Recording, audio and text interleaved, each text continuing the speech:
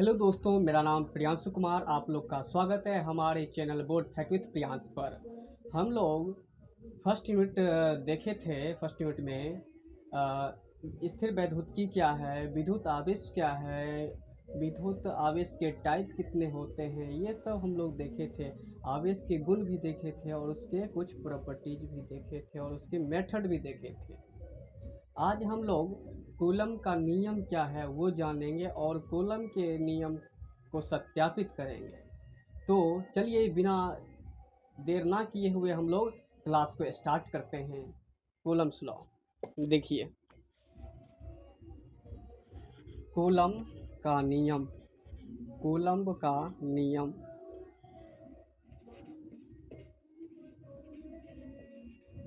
Coulomb का नियम। Coulomb का नियम 1785 ईस्वी में चार्ल्स ऑगस्टन डे कूलम द्वारा दिया गया था। 1785 ईस्वी में चार्ल्स ऑगस्टन डे कूलम द्वारा दिया गया था। दो आवेशों के लिए और एक दूरी के लिए, दो बिंदु आवेशों के मध्य लगने वाला आकर्षण तथा प्रतिकर्षण बल के लिए दिया गया था और दूरी के लिए दिया गया था। और जो कूलम साहब ने निम्नलिखित दो नियम दिए थे। एक समानुपाती का नियम, जिसको हम लोग अनुक्रमानुपाती का नियम भी कहते हैं। दूसरा व्युत्क्रमानुपाती का नियम। तो चलिए हम लोग बोर्ड पर लिख करके समझाते हैं। देखिए, कूलम्स का नियम 1785 ईस्वी में दिया गया था। किसके द्वारा? चार्ल्स ऑगस्टन डे के द्वारा। चार्ल्स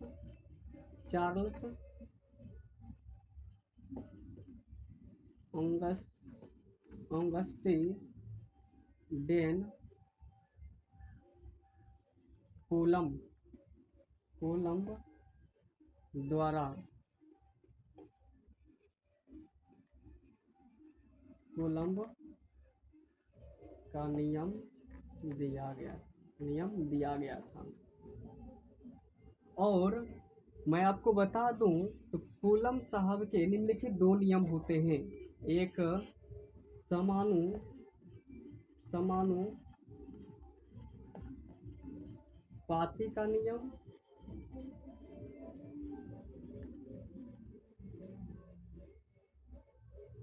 दूसरा व्युत्क्रमानुपाती का नियम। व्युत्क्रमानुपाती का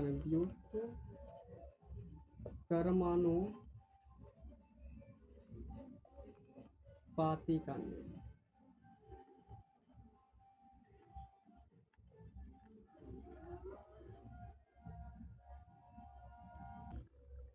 व्युत्क्रमानुपाती का नियम दूसरा नियम था। देखिए, कूलम के नियम के अकॉर्डिंग हम लोग चित्र बनाते हैं। कूलम ने एक स्ट्रेट लाइन बनाया। चित्र के अकॉर्डिंग, कूलम लॉ के चित्र के अकॉर्डिंग जो कूलम जी हैं वह एक स्ट्रेट लाइन बनाए थे। एक स्ट्रेट लाइन, ऐसे स्ट्रेट लाइन, और इस स्ट्रेट लाइन पर दो आवेश को स्थापित किए, इस बैठाए। एक पॉइंट ए और एक पॉइंट बी। इस दोनों पॉइंट पर एक एक आवेश रहते हैं, प्लस Q1 आवेश प्लस Q2 आवेश। और इस दोनों पॉइंट के बीच कुछ डिस्टेंस भी होता है, जिसको मैं R नाम दे देता हूँ, या आप लोग D भी दे सकते हो। किसी बुक में D भी दिया है। तो चलिए इस दोनों पॉइंट के बीच मैं डिस्टेंस R ले लेता हूँ। और इस दोनों आवेशों के बीच में एक बल लगता है, जिसको कूलम बल कहते हैं। इस दोनों आवेशों के बीच, जिसको मैं C नाम दे देता हूँ, और इस C पॉइंट पर एक बल F लगता है, जिसको हम लोग कूलम बल कहते हैं। देखिए, मैंने आपको बताया कि कूलम ने दो नियम दिया। एक समानुपाती का नियम, दूसरा व्युत्क्रमानुपाती का नियम। अब ये समानुपाती किसका होगा और ये व्युत्क्रमानुपाती किसका होगा, तो वो हम लोग देखते हैं। तो देखिए, ये जो आवेश Q1, ये आवेश Q2, कूलम ने दो बिंदु आवेशों के मध्य लगने वाला आकर्षण तथा प्रतिकर्षण बलों के बीच संबंध स्थापित किया। इस दोनों आवेशों के गुणनफल जो कूलम बल होते हैं उसके समानुपाती होते हैं, या दूसरे शब्दों में आप कह सकते हो दो बिंदु आवेश बल के कूलम बल के समानुपाती होता है। तो देखिए फोर्स अनुक्रमानुपाती दोनों आवेश का गुणनफल, आवेश Q1 इंटू Q2, इसको मैं समीकरण फर्स्ट नाम दे देता हूँ। और दूसरा नियम है कूलम का व्युत्क्रमानुपाती का नियम, जो कि वर्ग के व्युत्क्रमानुपाती है, वर्ग के जो कि दूरी के वर्ग का व्युत्क्रमानुपाती होता है, दूरी के वर्ग का व्युत्क्रमानुपाती होता है। कूलम ने दूसरा नियम दिया था जो बल होता है यह दूरी के वर्ग का व्युत्क्रमानुपाती है, दूरी के इस दोनों के बीच का जो दूरी होता है इसके वर्ग का दूरी के वर्ग का व्युत्क्रमानुपाती होता है। तो ये समीकरण हमारा दूसरा हो गया। मैं समीकरण 2 नाम दे देता हूँ।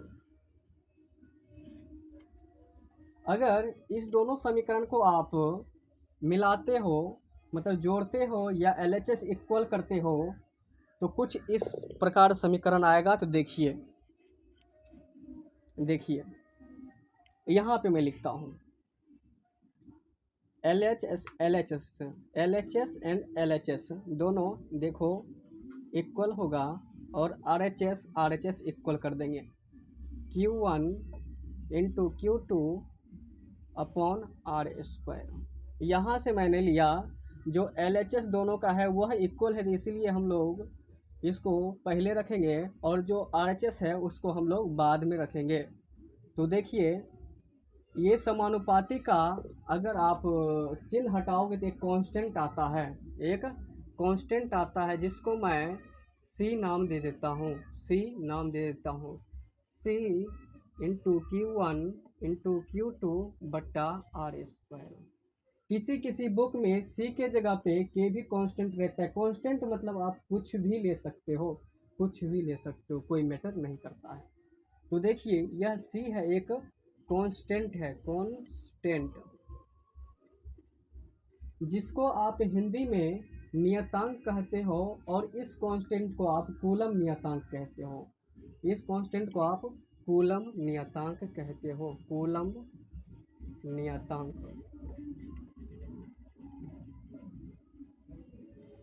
नियतांक कहते हो। और अब देखो मैं इस समीकरण को आप थर्ड मान लो,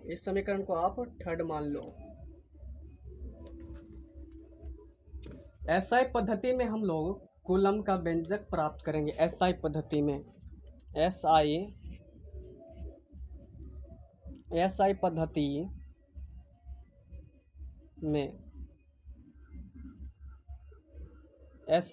में C का मान 1/4πε होता है।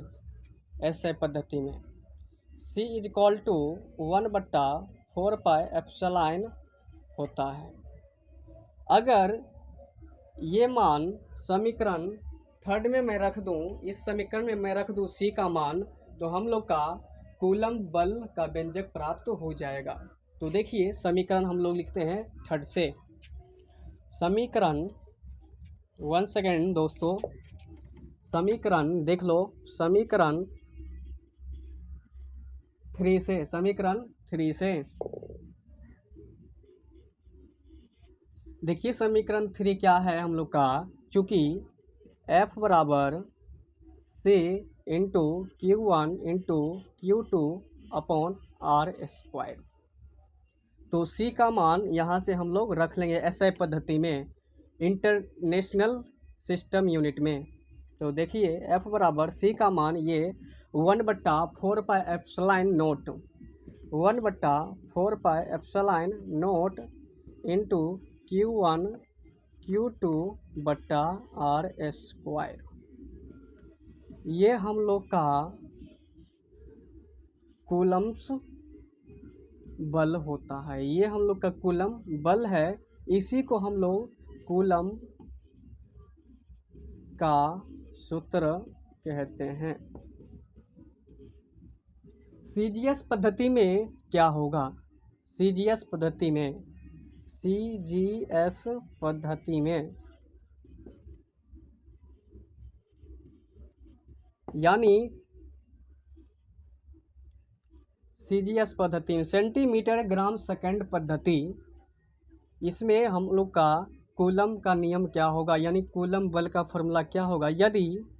यदि C इक्वल टू 1 लोगे तो हम लोग का सीजीएस यूनिट में कूलम बल का व्यंजक प्राप्त हो जाएगा। फिर समीकरण हम लोग थर्ड से ले लेंगे तो F बराबर C की जगह पे हम लोग 1 रखेंगे और Q1 इंटू Q2 बट्टा आर स्क्वायर। तो F बराबर Q1 into Q2 upon are square, ये हो जाएगा आपका डायन। सीजीएस पद्धति में बल का मात्रक होता है डायन, या इसको आप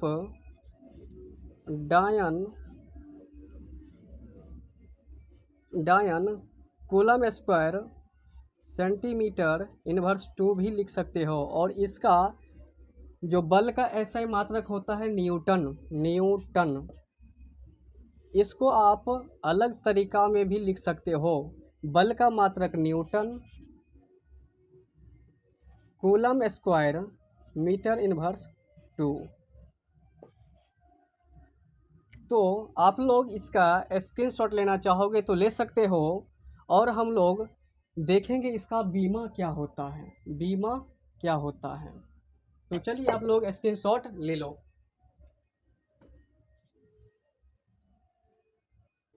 जानेंगे ये एप्सिलॉन नोट यानी परावैद्युतांक का मात्रक न्यूटन इनवर्स और कूलम स्क्वायर मीटर इनवर्स 2 क्यों होता है। ये कूलम पर पावर 2 है। तो देखते हैं हम लोग। देखिए कूलम बल जो होता है 1/4 pi epsilon note into Q1 into Q2 बट्टा आर स्क्वायर। ये जो है आपका 4 पाई, ये आपका संख्या होता है। तो मात्रक और बीमा में संख्या को काउंट नहीं करते हैं। तो F बराबर 1/4 पाई, 4 पाई को हटा देना क्योंकि संख्या को हम लोग काउंट नहीं करते हैं। ये epsilon note into Q1 into Q2 बट्टा आर स्क्वायर। एप्सिलॉन नोट को इधर लाओगे आप, एप्सिलॉन नोट, तो ये इसके जगह पे F आ जाएगा, ये Q1 इंटू Q2 बट्टा आर स्क्वायर। जो F है इसका मात्रक न्यूटन होता है, तो ऊपर जाएगा तो न्यूटन इनवर्स हो जाएगा। ये कूलम जो है, कूलम बल का जो है नियम से 2 आवेश आया है, Q1 एवं Q2। आवेश का मात्रक होता है कूलम, तो कूलम 2 है तो कूलम स्क्वायर हो जाएगा, तो C पर पावर 2। और ये मीटर है, मतलब दूरी है, तो दूरी का मात्रक मीटर होता है, तो दूरी का स्क्वायर है तो मीटर का स्क्वायर ऊपर जाएगा तो -2, तो मीटर -2। ये हो गया आपका सूत्र एप्सिलॉन नोट का। हम लोग बीमा देखेंगे, एप्सिलॉन नोट यानी परावैद्युतांक का बीमा क्या होता है। तो देखिए यहाँ से हम लोग प्रूव्ड करेंगे, यहाँ से। तो देखिए 1/F Q1 इंटू Q2 बट्टा आर स्क्वायर। जो ये F है इसका फॉर्मूला होता है द्रव्यमान गुना त्वरण। द्रव्यमान को M से सूचित करते हैं और त्वरण को A से सूचित करते हैं। ये M और A, ये आवेश है, आवेश को हम लोग C से सूचित करते हैं, उसके मात्रक को। तो 2 आवेश है तो इसका मात्रक हो जाएगा कूलम स्क्वायर, तो इसको रहने दो ऐसा ही।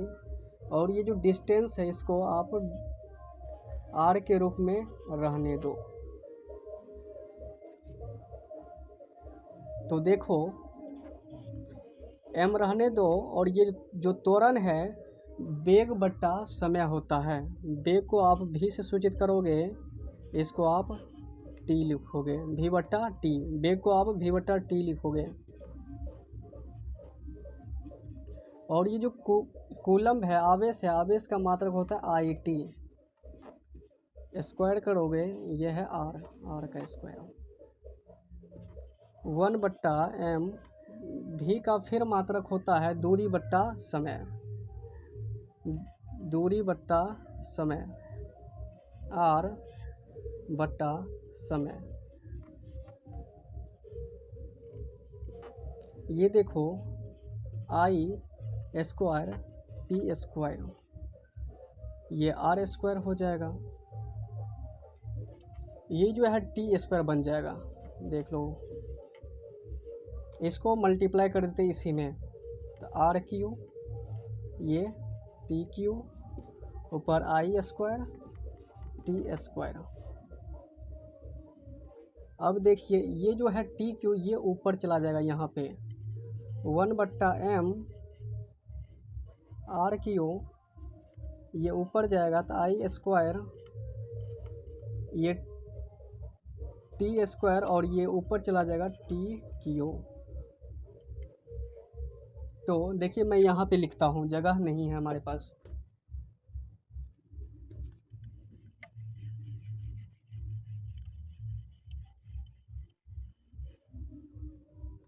तो देखिए सिस्टमेटिक वे में हम लोग लिख लेते हैं, आई स्क्वायर टी क्यू एम बट्टा आर क्यू। हम लोग किसी भी चीज़ को अगर बीमा के रूप में लिखेंगे तो MLT के फॉर्म में लिखना होगा, MLT के फॉर्म में, और वो भी सभी के सभी कैपिटल लेटर में होंगे। आप लोग 11th में पढ़े होंगे। तो देखिए आई जो है आपका करंट होता है, इसका बीमीय सूत्र आप लिखोगे तो ए के फॉर्म में लिखोगे, क्योंकि विद्युत धारा का ऐसा मात्रक एम्पियर होता है। तो देखिए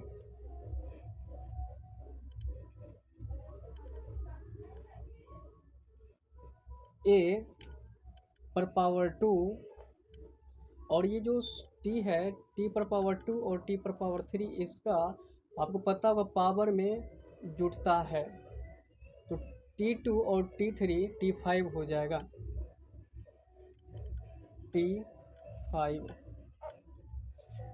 और देखो ये जो आपका M जो है आपका मास होता है द्रव्यमान, इसको आप M के फॉर्म में लिखते हो,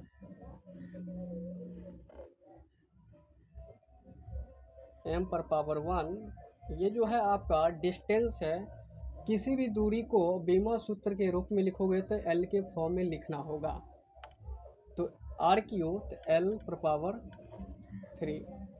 अब ये नीचा है, इसको ले जाओगे ऊपर तो ये माइनस में हो जाएंगे। तो देखो A पर पावर 2 T पर पावर,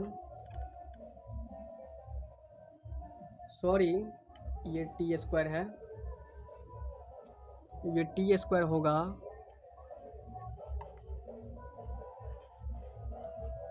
ये टी स्क्वायर होगा, T4 हो जाएगा। और ये देखो T4, इस ये जो M है इसको ऊपर ले जाओगे तो M-1, L को ऊपर ले जाओगे तो L पर पावर -3। इसको सिस्टमेटिक वे में एक ब्रैकेट में लिख लेते हैं। पहले MLT के फॉर्म में बीमा को लिखा जाता है, बीमीय सूत्र को M inverse 1 L inverse 3 T पर पावर 4 A पर पावर 2। ये हम लोग का बीमीय सूत्र प्राप्त हो गया। परावैद्युतांक का, परावैद्युतांक यानी एप्सिलॉन नोट का, आप लोग नोट कर लो।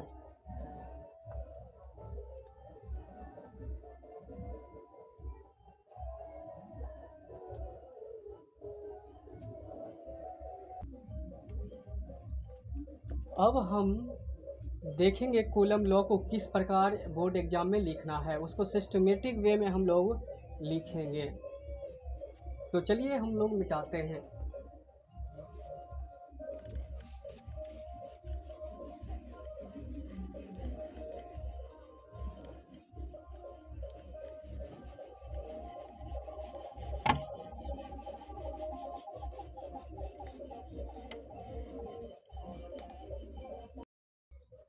तो चलिए हम लोग देखते हैं अब किस प्रकार बोर्ड एग्जाम में लिखना है कूलम का नियम। मैंने आपको समझाया था पहले कि सन 1785 ईस्वी में कूलम्ब ने दो बिंदु आवेशों के मध्य लगने वाला आकर्षण तथा प्रतिकर्षण बल के मध्य संबंध स्थापित किया, जिन्हें कूलम्ब का नियम कहते हैं। एक चित्र बनाएंगे व्यंजक प्राप्त करने के लिए, एक स्ट्रेट लाइन जिस पर दो आवेश लेंगे पॉइंट ए और पॉइंट बी पर, और इसके बीच एक सी है जिस पॉइंट पर एफ बल लगता है और इसके बीच का दूरी आर होता है। तो इस नियम के अनुसार दो बिंदु आवेशों के मध्य लगने वाला आकर्षण तथा प्रतिकर्षण बल इन दोनों आवेशों के गुणनफल के समानुपाती होता है तथा इसके बीच की दूरी के वर्ग का व्युत्क्रमानुपाती होता है। तो देख सकते हैं आप, जो फोर्स है यह समानुपाती होता है Q1 एवं Q2 आवेश का। इसको समीकरण फर्स्ट मान लेंगे, और तथा जो फोर्स है यह व्युत्क्रमानुपाती होता है दूरी के वर्ग का। तो ये समीकरण सेकेंड आप लोग समझ गए होंगे, मैं विश्वास करता हूँ। तो आप लोग समझ गए होंगे। स्क्रीनशॉट ले लीजिए क्योंकि बोर्ड पे जगह नहीं है, और मिटा के लिखूंगा फिर से। स्क्रीनशॉट ले लीजिए।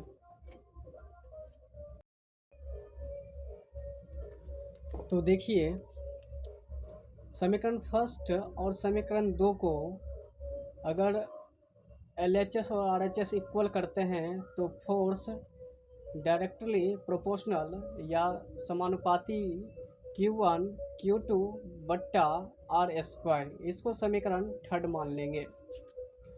और इस नियतांक यानी कांस्टेंट को हटाएंगे तो एक कांस्टेंट C आएगा। तो F बराबर C Q1 इंटू Q2 बट्टा R²। इस समीकरण को फोर्थ नाम दे देंगे, चौथा समीकरण नाम दे देंगे, जहाँ C एक नियतांक है जिसे कूलम्ब नियतांक कहते हैं।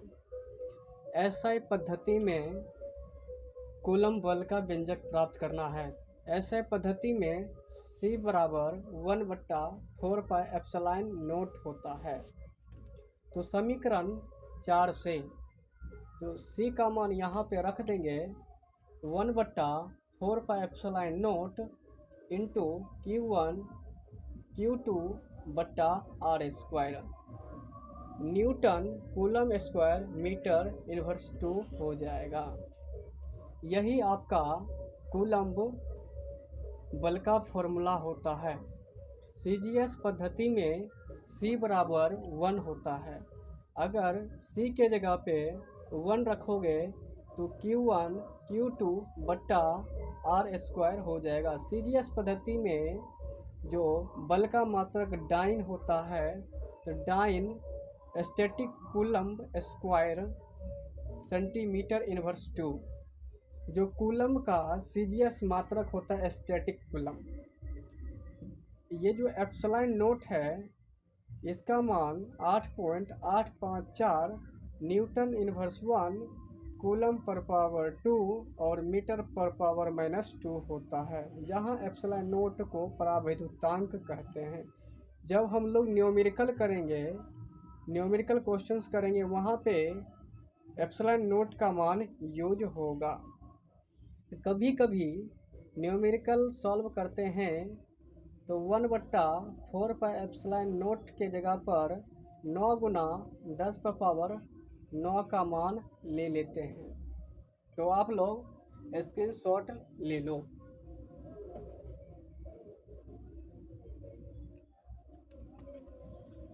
आई होप यह क्लास आपको अच्छा लगा होगा और आपको समझ में भी आया होगा। हम आज के लिए विराम चाहते हैं। हम लोग फिर कल इसके बाद नेक्स्ट क्वेश्चन लाएंगे। धन्यवाद वीडियो को देखने के लिए।